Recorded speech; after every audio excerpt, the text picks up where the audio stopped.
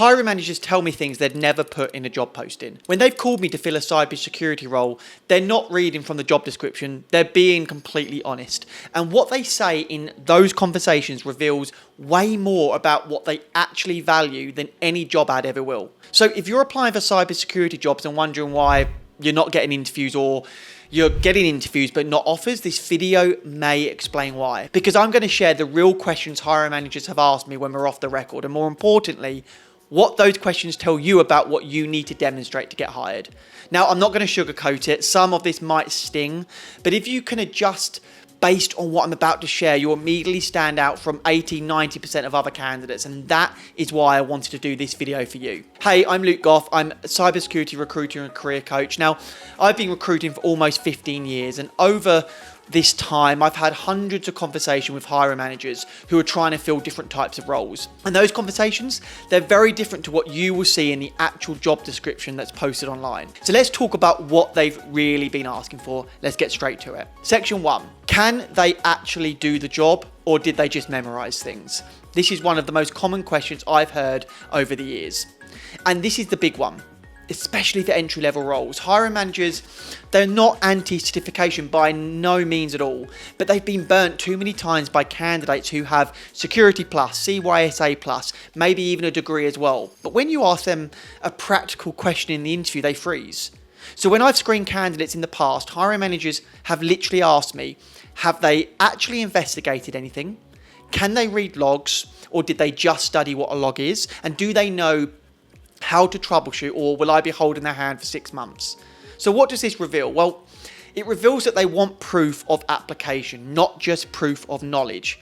And this is why I keep telling people in my videos to build a portfolio, do hands-on labs, write up investigations, create a GitHub repo with your projects.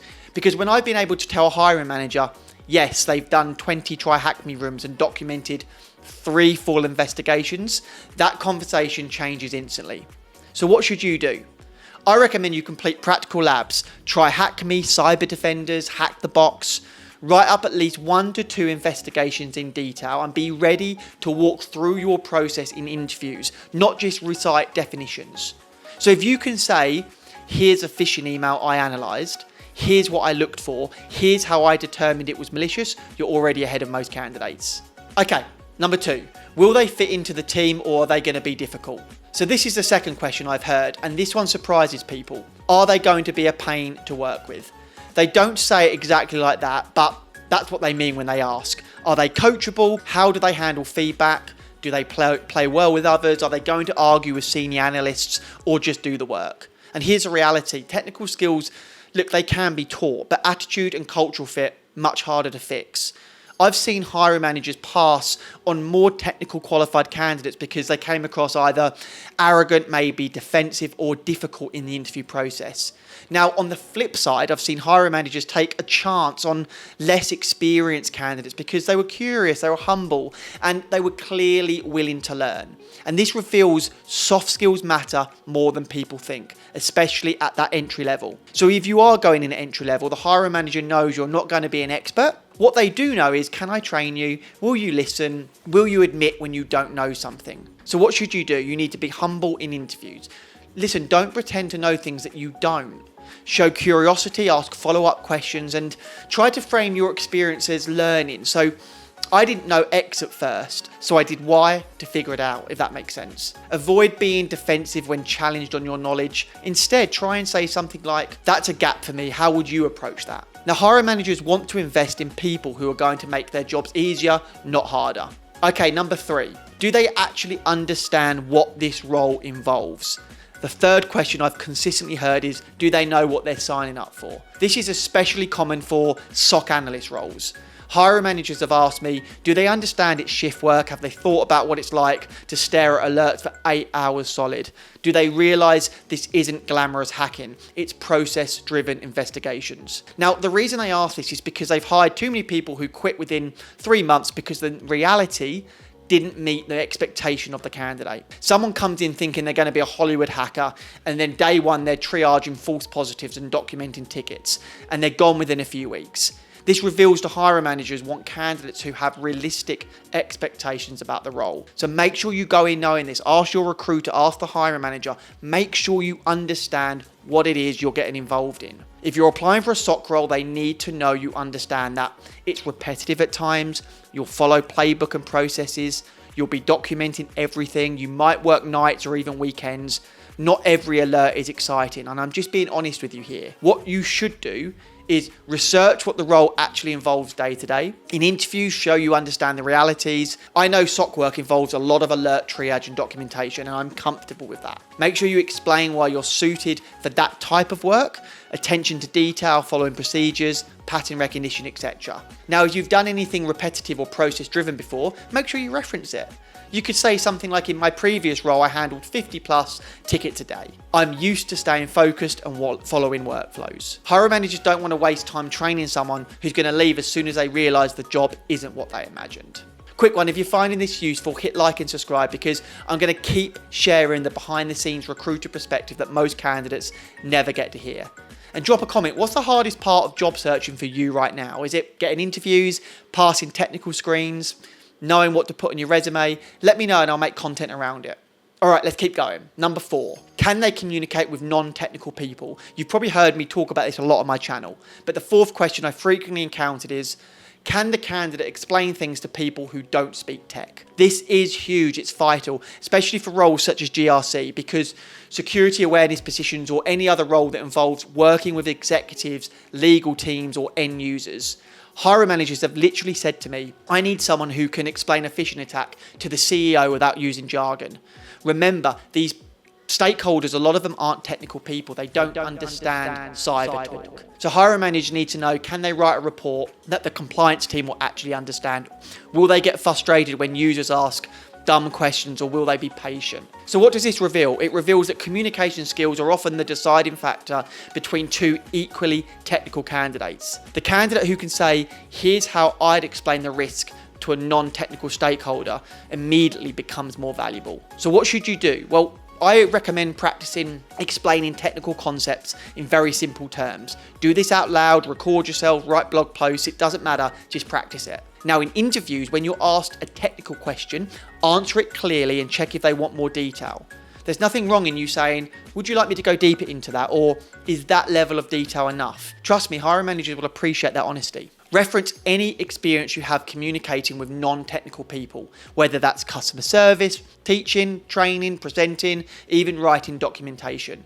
And listen, if you've written anything before, LinkedIn posts, blog articles, guides, mention it. I write about cybersecurity concept for beginners, so I've practiced translating technical topics. That's a good one to do. Hiring managers know that security doesn't happen in a vacuum. You need to work with people across the business. So if you can prove you can communicate well, you're immediately more hireable. Okay, number 5, are they actually interested in this job, or they are just applying everywhere? So the 5th question, this one stings, is do they actually want to work here, or are they just desperate for any job? I've seen this a lot. I've had hiring managers ask me, did they research our company? Do they know what we do? Why do they want this role specifically?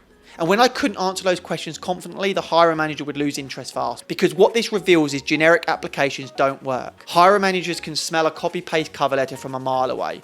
They want to hire someone who genuinely is interested in their company, their mission, and the specific work they're doing. If they get the hint that you're just applying for every cybersecurity role out there, it's not going to go well for you. Now, you might be doing that. But if you are, certainly do not make it come across like that, because they want you to be interested in their role. They might be proud of where they work. They might want you to fit in their team. They want you to want to be there.